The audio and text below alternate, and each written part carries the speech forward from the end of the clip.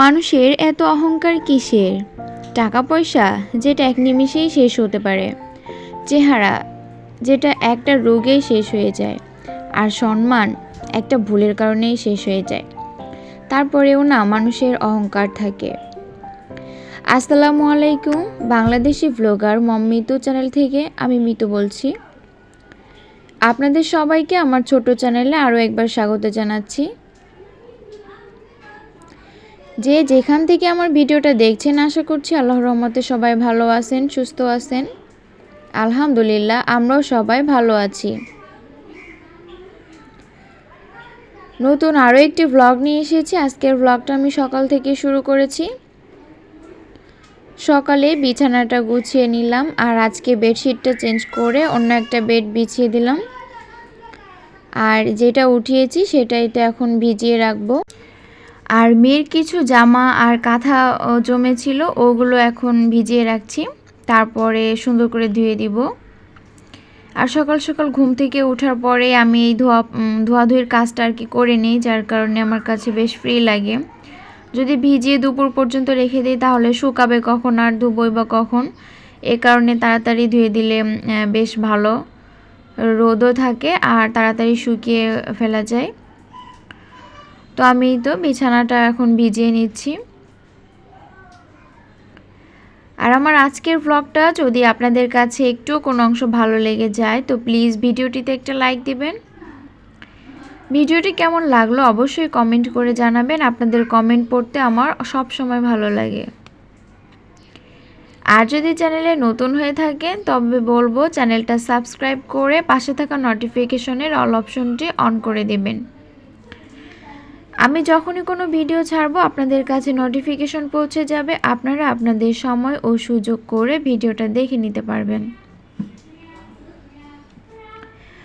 আর এই তো অনেকটা সময় চলে গিয়েছে, আমি জামা কাপড় ভিজিয়ে সেগুলো অফ ক্যামেরায় ধুয়ে নিয়েছি।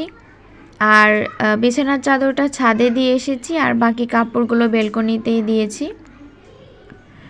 আসলে এখন রোদের তাপটা একটু বেশি, তো যার কারণে বেলকনিতে দিলে শুকিয়ে যায়।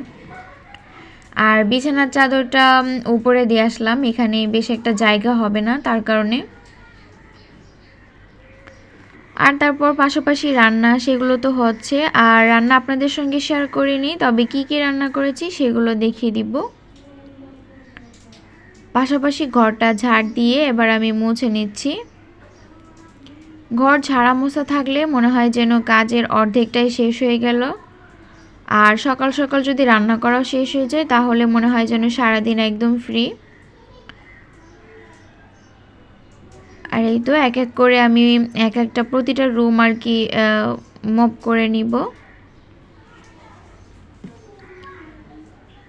আপনাদের সঙ্গে একটা রুমই বেশি শেয়ার করা হয়, কেননা অন্যান্য রুমে হচ্ছে মানুষজন থাকে, তো তাদেরকে আর ক্যামেরায় আনতে চায় না, যার কারণে আমার রুমটাই হচ্ছে আপনাদের সঙ্গে বেশি শেয়ার করে থাকি।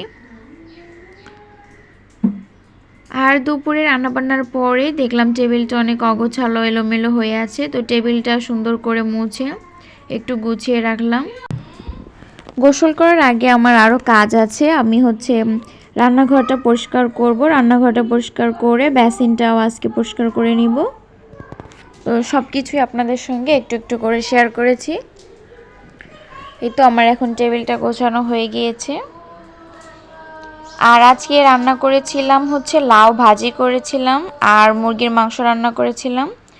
এই তো। আর এখন আমি রান্নাঘরটাও পরিষ্কার করে নিয়েছি। রান্নাঘরটা পরিষ্কার করা থাকলে মনটা আরও বেশি ভালো লাগে। যেখানে খাবার খাই সেই জায়গাটা তো পরিষ্কার পরিচ্ছন্ন অবশ্যই রাখতে হয়। আর এই তো বেসিনটা আমি এখানে হারপিক দিয়ে কিছু সময় রেখে দিয়েছি, আর তারপরেই তো সুন্দর করে ধুয়ে নিয়েছি।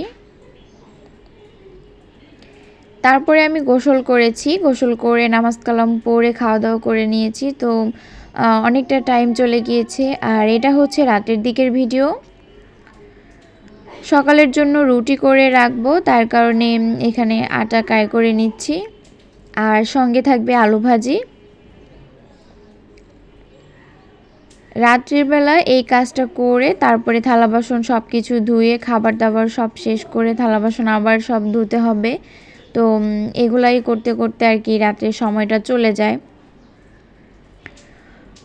তারপরে দেখা যায় এ রাতে যতটুকুই কাজ করি না কেন রান্নাঘরটা আবার পরিষ্কার করতে হয়, আবার একটু মুছে রাখতে হয়। আর এই যে তো আলু কেটে নিচ্ছি, আলু কেটে আলুটাও ভাজি করে নিব।